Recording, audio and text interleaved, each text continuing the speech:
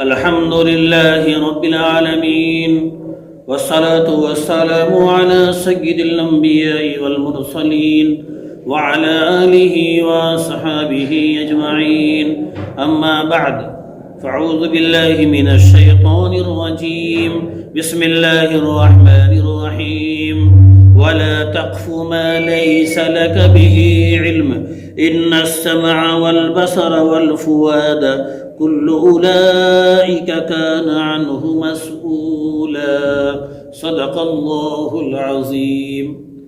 میرے معزز دوستوں، نوجوان ساتھیوں، آج کا موضوع بڑا اہم ہے اور وہ اس معنی کا اہم ہے کہ امام احمد بن حنبل رحمۃ اللہ علیہ نے فرمایا کہ بسا اوقات بعض انسان کسی نیکی کو معمولی نیکی سمجھ کر یا تو چھوڑ دیتا ہے یا تو کر دیتا ہے۔ اگر کر دیتا ہے تو وہ کام جس کو معمولی نیکی سمجھ رہا تھا وہ کرنے کی وجہ سے دائمی یعنی ہمیشہ اللہ کی رضا کا سبب بن جاتا ہے، یعنی اللہ کے خوش ہونے کا سبب بن جاتا ہے۔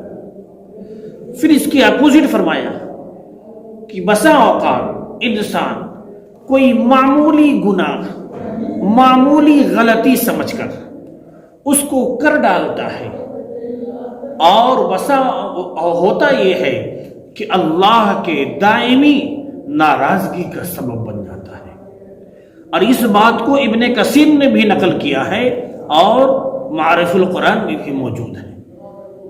لہذا آج کا موضوع جو ہے جس کو ہم اپنے معاشرے میں، اپنے سماج میں بہت معمولی سمجھتے ہیں، لیکن بڑی سخت وعید آئی ہے، اور وہ کیا ہے؟ جھوٹ۔ جھوٹ بولنے سے بچیں، جھوٹ بولنے سے بچائیں۔ آپ اپنے بچے کو بچائیں، محلے کے نوجوانوں کو بچائیں، اور اگر کوئی آپ سے بات نقل کر رہا ہے تو اس سے آپ جھوٹ بات نہ سنیں۔ اور اللہ نے قرآن میں فرمایا وَلَا تَقْفُ مَا لَيْسَ لَكَ بِهِ عِلْمٍ، جس بات کی تحقیق نہ ہو اس کو عمل درآمد نہ کرو۔ یعنی کوئی بات آپ کو بتایا، آپ نے اس کی تحقیق نہیں کی، آپ نے معلوم نہیں کیا اور دوسرے کو فارورڈ کر دیا۔ قرآن نے منع کیا ہے کہ فارورڈ مت کرو، مت پھیلاؤ، مت بتاؤ۔ کب تک؟ جب تک کہ کوئی بات تمہیں معلوم ہو اور اس کی تحقیق نہ کرو۔ آج جو ہمارا گھر برباد ہو رہا ہے، آج جو ہمارا معاشرہ برباد ہو رہا ہے، آج ہماری مارکیٹ کے نظام جو درہم برہم ہے، اس کی ایک بڑی وجہ یہ ہے جھوٹ کو ہم نے کلا سمجھ لیا، جھوٹ بولنے والے کو ہم نے تیز ترار بتا دیا، جھوٹ بولنے والے کو ہم نے سمجھ لیا کہ بہت آگے نکلے گا۔ اس کا نتیجہ یہ ہے وہ جھوٹ بولنے میں دوام ہو رہا ہے اور نتیجہ فساد تک پہنچ رہا ہے۔ فرمایا ایک جھوٹ کی وجہ سے کبھی گھر برباد ہو سکتا ہے، کبھی محلہ برباد ہو سکتا ہے، کبھی سوسائٹی برباد ہو سکتی ہے، اور کبھی فساد ہو سکتا ہے، اور کبھی قتل و قتال ہو سکتا ہے۔ وجہ کیا بنی؟ جھوٹ۔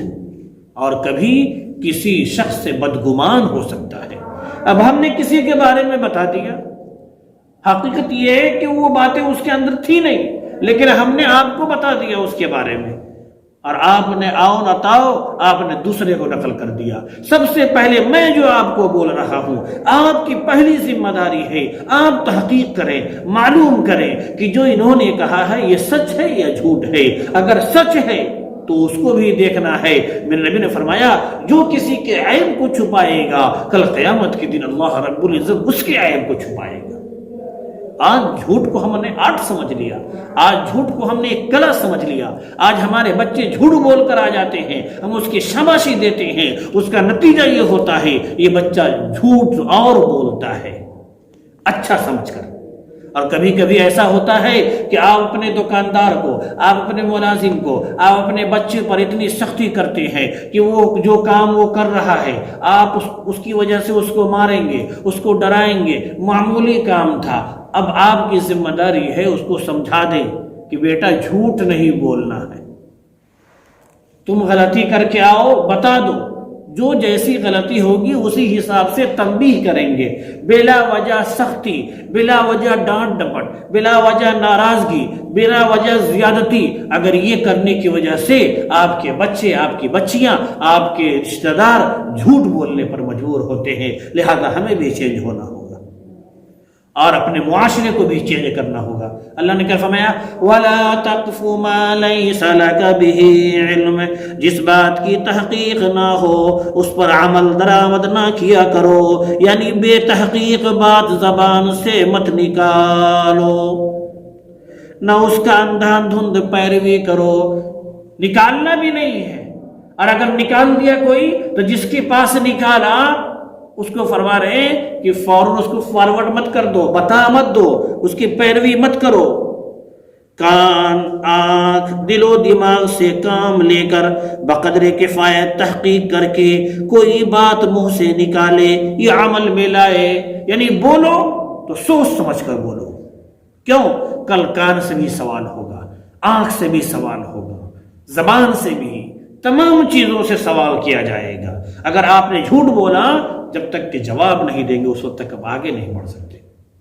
میرے نبی نے فرمایا کبیرہ گناہوں میں سے، کبیرہ سے کبیرہ یعنی بڑا گناہ، ہم نے بڑا گناہ فلاں فلاں فلاں فلاں کو سمجھ لیا، آج پورا معاشرہ تباہ ہے اس کو معمولی گناہ سمجھنے کی وجہ سے۔ معمولی گناہ نہیں ہے، میرے نبی نے فرمایا ایمان والا بخیل ہو سکتا ہے اور ایمان والا بزدل ہو سکتا ہے، لیکن ایمان والا جھوٹ نہیں بول سکتا۔ ذرا اندازہ لگائیے، ایک دفعہ میرے نبی نے فرمایا کیا میں کبیرہ گناہوں سے بڑا گناہ نہ بتاؤں؟ صحابہ نے فرمایا یا رسول اللہ بتا دیجئے۔ کہا شرک کرنا، اللہ کے ساتھ کسی کو شریک ٹھہرانا۔ نمبر 2 والدین کی نافرمانی کرنا، لہذا والدین کو راضی رکھیے۔ تیسری چیز کسی انسان کا قتل کرنا۔ پھر اس کے بعد یہ 3 فرما کر کے آپ ٹیک لگا کے بیٹھے ہوئے تھے، اٹھ کے بیٹھ گئے۔ صحابہ کرام فوراً گھبرا گئے، کیا بات بتانے والے؟ اور 3 مرتبہ یہ بات فرمایا، کیا؟ کبیرہ گناہوں سے بڑا گناہ ہے جھوٹ بولنا، کبیرہ گناہوں سے بڑا گناہ ہے جھوٹ بولنا، کبیرہ گناہوں سے بڑا گناہ ہے جھوٹ بولنا۔ کتابوں میں آتا آپ نے اتنی مرتبہ فرمایا کہ صحابہ کرام کا دل میں سوچنے لگے اب خاموش ہو جائیں یا رسول اللہ، یعنی اس کی اہمیت بتانے کے لیے اس کو نقل کیا جا رہا ہے۔ اس لیے میرے بھائیو اللہ نے قرآن فرمایا یا ایھا الذین آمنوا اتقوا اللہ، اے ایمان والو اللہ سے ڈرو، وقولوا قولا سدیدا، اور بات جب بھی کرو درست اور صحیح بات کرو۔ آج بات پہ جھوٹ، مذاق میں بھی جھوٹ بولنا منع ہے۔ آج کیا ہو گیا؟ ہم سے آپ سے ناچاقی ہو گئی، اب آپ نے جا کر تیسرے کو جا کر کے میرے بارے میں کچھ بول دیا، ہم نے آپ کے بارے میں کسی کو اور بول دیا، بے بنیاد بات، تو اب اس کا دروازہ کیسے بند ہوگا؟ کوئی بات کسی کو کہے، اللہ فرما رہے بلا تحقیق کے اس کو دوسرے کو نقل نہ کرو۔ نمبر 1 ہم سنیں گے ہی نہیں، نمبر 1 ہم بولیں گے نہیں، نمبر 2 اگر بولا تو سامنے والا سنے گا نہیں، اور اگر سامنے والا سن لیا تو اس کو چاہیے، قرآن کہہ رہا ہے بلا تحقیق کے تیسرے کو نہ بتاؤ۔ جب یہ آپ کرنے لگیں گے بازار سے جھوٹ ختم ہو جائے۔ میں اپنے مارکیٹ کے دکاندار حضرات سے کہتا ہوں، آپ کا لڑکا جو آپ کا سیلس مین ہے اگر وہ جھوٹ بول کر کپڑا بیچ رہا ہے اس کو تنبیہ کریں، منع کریں۔ آپ کو نفع کمانا ہے کمائیں، بولے یہ 1000 کا ہے، یہ نہ کہیں قسم خدا کی 1000 کا پڑا ہے آپ کو اتنا ہی میں دے رہی، جھوٹ ہو جائے گا۔ لہذا میرے بھائیوں کیا فرمایا؟ جھوٹ بولنے والے کے منہ کی بدبو سے فرشتے 1 میل دور بھاگ جاتے ہیں۔ اور یہ آج پورے معاشرے میں، پورے سماج میں یہ عام ہوتا چلا جا رہا ہے۔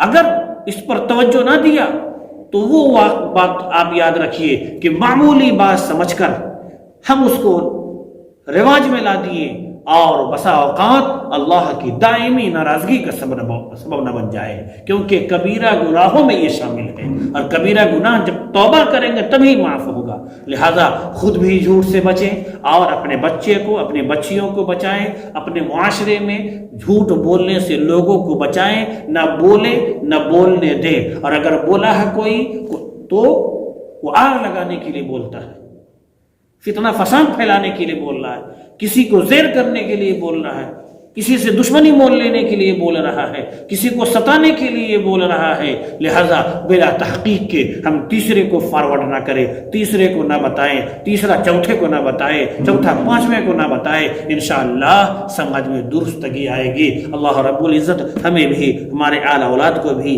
جھوٹ جیسی مہلک بیماری سے بچنے والا بنائے۔ آمین یا رب العالمین۔ وآخر دعوانا الحمد للہ رب العالمین۔